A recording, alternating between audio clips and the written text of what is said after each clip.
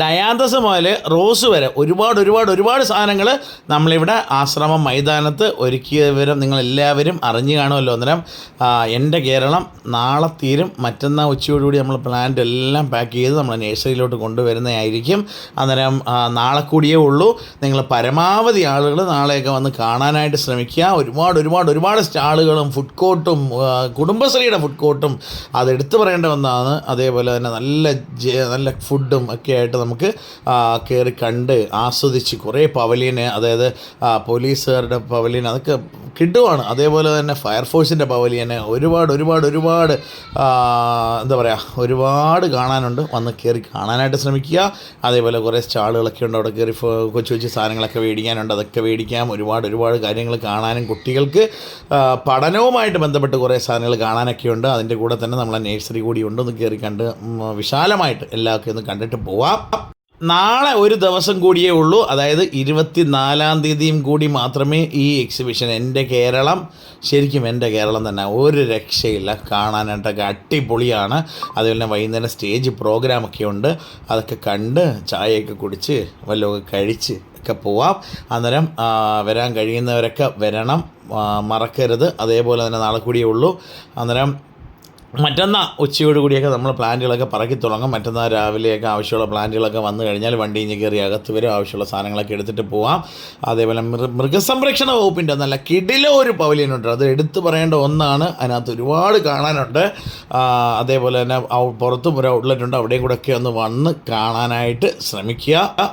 നമ്മളെ സബ്സ്ക്രൈബേഴ്സിന് എന്തൊക്കെയാണ് ഇവിടെ നടക്കുന്നതെന്നൊക്കെ അറിയണ്ടേ. അതുകൊണ്ടാണ് ഇങ്ങനെയുള്ള ഡീറ്റെയിൽഡ് ആയിട്ടുള്ള വീഡിയോയും കാര്യങ്ങളൊക്കെ പറഞ്ഞ് മനസ്സിലാക്കി തരുന്നത്. രാവിലെ മുതൽ വൈകുന്നേരം ഒരു 9-9:30 മണി വരെ എന്തായാലും ഇവിടെ ഒരുപാട് കാണാനുണ്ട്. അത് പ്രത്യേകം നിങ്ങൾ അറിയുക. അതിനകത്ത് ഒരുപാട് സാധനങ്ങളുണ്ട് കേട്ടോ. എന്ന് വെച്ചാൽ ഒരു മണിക്കൂർ അതിനകത്ത് സ്പെൻഡ് ചെയ്യാനുള്ള സാധനമുണ്ട് കാണാനായിട്ട്. നാളെ ഒരു ദിവസം കൂടിയേ ഉള്ളൂ. അത്യാവശ്യം തിരക്ക് കാണും. അതും കൂടെ ഒന്ന് ഓർക്കുക. ഇന്നും അത്യാവശ്യം തിരക്കുണ്ട്, നല്ല തിരക്കുണ്ട്. അതേപോലെ തന്നെ എന്താ പറയുക, അതിൻ്റെ കൂടെ ഓർക്കിഡ്സൊക്കെ ഉണ്ട്. നമ്മൾ ഓർക്കിഡൊക്കെ അവിടെ അടിപൊളിയായിട്ടൊക്കെ ഇരിപ്പുണ്ട്. മഞ്ഞ ഓർക്കിഡിന് നല്ല ഡിമാൻഡുണ്ട്. അതേപോലെ തന്നെ മെലസ്റ്റോമ പ്ലാന്റ്, അതേപോലെ തന്നെ നമ്മൾ വീട്ടിൽ വെച്ചിരിക്കുന്ന കുറേ പ്ലാന്റുകൾ കൊണ്ടുവന്ന് വെച്ചിട്ടുണ്ട്. അതേപോലെ ഇതാണ്ട് ഈ സ്ലോ മോഷനിൽ കാണുമ്പോഴത്തേക്ക് എന്തൊരു ഭംഗിയല്ലേ. അതുകൊണ്ട് നിങ്ങളെ കാണിക്കാൻ വേണ്ടിയിട്ടാണ് അങ്ങനെ എടുത്തിരിക്കുന്നത്. അതേപോലെ തന്നെ സിലോൺ മുല്ലയുടെ തൈകൾ ഒരുപാട് പേര് ചോദിച്ചു വരുന്ന ഒന്നാണ്. സിലോൺ മുല്ലയുടെ തൈ ഉണ്ടോ? ഇതാണ്ടേ അതിൻ്റെ കുറച്ച് തൈകൾ കൊണ്ടുവന്നിട്ടുണ്ട്. അതേപോലെ അത്തിപ്പഴം, മാവ്, പ്ലാവ്, തെങ്ങ്, കവുങ്ങ്, റംബുട്ടാൻ, ഇങ്ങനെ കുറേ സാധനങ്ങൾ കൊണ്ടുവന്നിട്ടുണ്ട്. മൾബറി, അതേപോലെ തന്നെ പൂക്കൾ ഐറ്റമായിട്ടുള്ള കുറേ സാധനങ്ങളുണ്ട്. വന്ന് കാണുക. കണ്ടവരൊക്കെ ഒന്ന് കമൻറ്റ് ചെയ്യുക എങ്ങനെ ഉണ്ടായിരുന്നു നിങ്ങളുടെ എക്സ്പീരിയൻസ്. ഇവിടെ വരുമ്പോഴത്തേക്കും നമ്മൾ ഓരോ എക്സിബിഷൻ വരുമ്പോഴത്തേക്കും ഏതെങ്കിലുമൊക്കെ കൈത്തറി മുതൽ ഇങ്ങോട്ടുള്ള പലതും നമ്മളെ ചാനലിൽ ഏകദേശം ഒരു 1000-1200 വീഡിയോ നമ്മൾ ഇട്ടിട്ടുണ്ട്.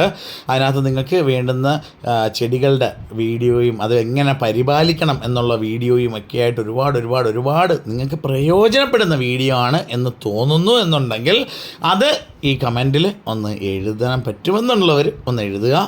അതേപോലെ തന്നെ ഇന്നലെ ഒരു പുള്ളിക്കാരി വിളിച്ചിട്ട് പറഞ്ഞിരുന്നു, ഇതേപോലെ നമ്മളെ ചാനലിൻ്റെ സബ്സ്ക്രൈബറാണ്, മഴക്കാല സംരക്ഷണം ചെടികൾക്ക് എന്നുള്ളൊരു വിഷയത്തിനെ പറ്റിയൊരു വീഡിയോ ഇടണമെന്ന്.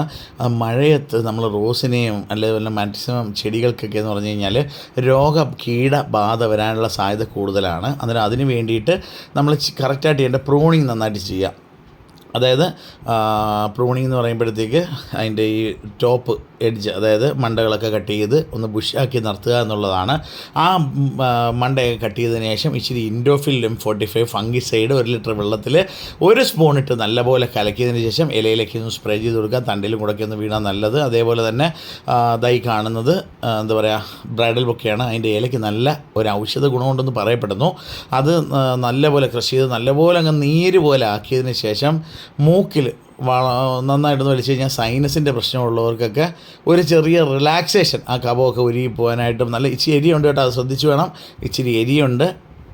അന്നേരം ഞാൻ ചെയ്ത് നോക്കി, അതുകൊണ്ടാണ് പറയുന്നത്. അന്നേരം അത് ലൈറ്റായിട്ടൊന്ന് പിടിക്കുമ്പോഴത്തേക്ക് എന്താ പറയുക, സൈനസിനൊക്കെ നല്ല അന്ന് പറയപ്പെടുന്നുണ്ട്. കാട്ടുവെളുത്തുള്ളിയുടെയൊക്കെ ഒരു ഫീൽ കിട്ടും. അന്നേരം അതൊന്ന് ഓർക്കാൻ വേണ്ടി ജസ്റ്റ് ഒരു ടിപ്പായിട്ട് പറഞ്ഞു തന്നേ ഉള്ളൂ. അതേപോലെ ബ്രൈഡൽ ബൊക്കെ മാത്രമല്ല, ഈ ബൊഗൈൻ വില്ലയ്ക്കും ലൈറ്റായിട്ട് വെള്ളം കൊടുക്കാവൂ. ഓവറായിട്ട് വെള്ളം കൊടുത്താൽ ഇത് പൂക്കത്തില്ല. ഇങ്ങനെയുള്ള നല്ല വീഡിയോകൾ കാണാനും കേൾക്കാനും നമ്മളെ ചാനൽ ആദ്യമായിട്ട് കാണുകയാണെന്നുണ്ടെങ്കിൽ സബ്സ്ക്രൈബ് ചെയ്യുന്ന കാര്യം ഒന്ന് പരിഗണിക്കുക. അതേപോലെ തന്നെ ഇതൊരു പുതിയ ചെടിയാണ്, ലെഗസ്റ്റോമ എന്നാണ് എൻ്റെ പേര്. നല്ല ഭംഗിയാണ് കാണാനായിട്ട്, പുതിയതായിട്ട് കൊണ്ടുവന്നതാണ്.